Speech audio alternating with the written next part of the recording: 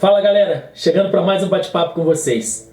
Tenho falado muito da influência das revoluções industriais na educação formal, as necessidades das novas gerações, a influência da tecnologia.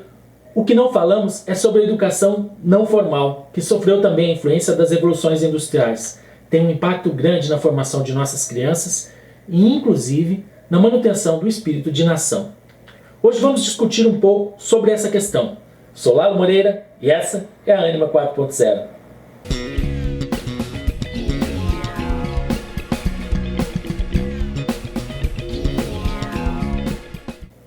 Não vamos falar aqui de educação não formal sistematizada, ou seja, as tentativas de organizações de levar esse tipo de educação para complementar a educação que acontece nas escolas, a educação formal. Vamos falar da educação não formal na vida, aquela em que a vovó analfabeta ensina os netos o ciclo de plantio da sua hortinha. Aquelas histórias contadas com o cair da noite que passavam adiante a cultura e o folclore de um povo. A educação que costumava acontecer em casa até as últimas décadas do século passado. Depois da terceira revolução industrial, esse tipo de educação sofreu um impacto ainda maior que a educação formal. A tecnologia, a globalização e a necessidade de toda a família ir para o mercado de trabalho afastou ainda mais os pais do dia a dia de seus filhos. Aquela educação não formal que muitas vezes acontecia ao redor de uma mesa deixou de existir. As mães também foram para o mercado de trabalho e a educação das crianças nas grandes cidades foi delegada muitas vezes a irmãos mais velhos, que não têm estofo necessário para fornecer o que seria fornecido pelos pais, por babás que não estão preparados para isso, em muitos casos pela televisão e hoje em dia pela internet. Isso explica muita coisa, muitos problemas que são levados para a escola. Chegam lá porque não aconteceu a preparação que deveria ter acontecido antes que os alunos chegassem lá. O problema é de uma profundidade muito maior.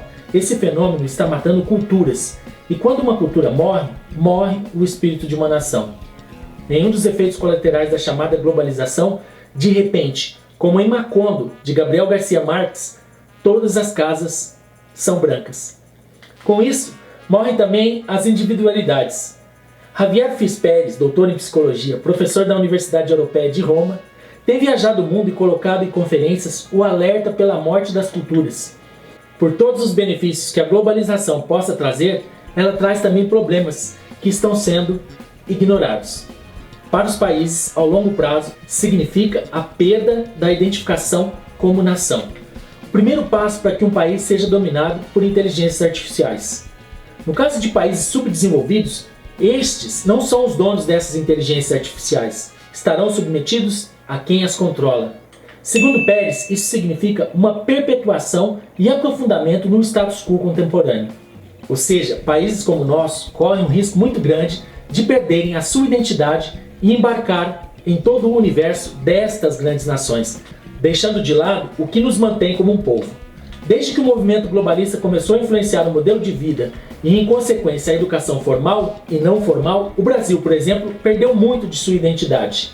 A própria questão do folclore, que antes era versada sobre as mesas do jantar ou à beira da cama antes de dormir, se perderam. Hoje, poucas crianças têm conhecimento do folclore brasileiro.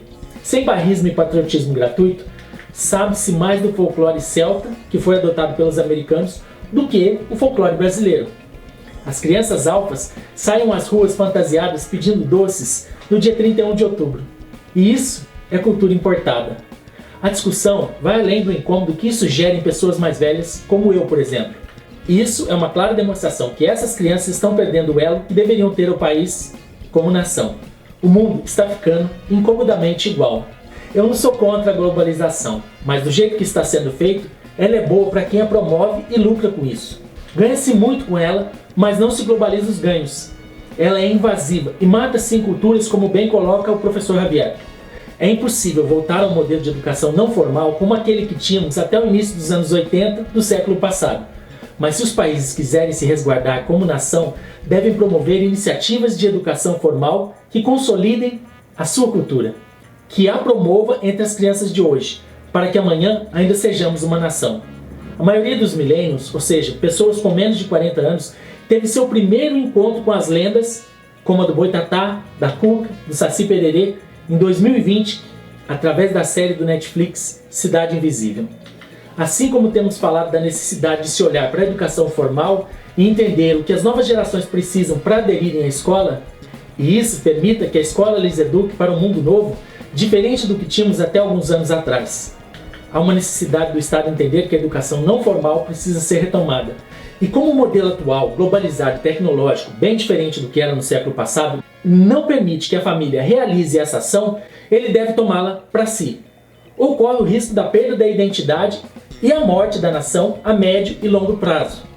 Essas duas metades mostram que a educação vai além da escola e a mobilização por uma educação de qualidade que forge o homem e que mantém uma nação também deve ir além da escola. Por hoje, vou ficando por aqui. Até mais!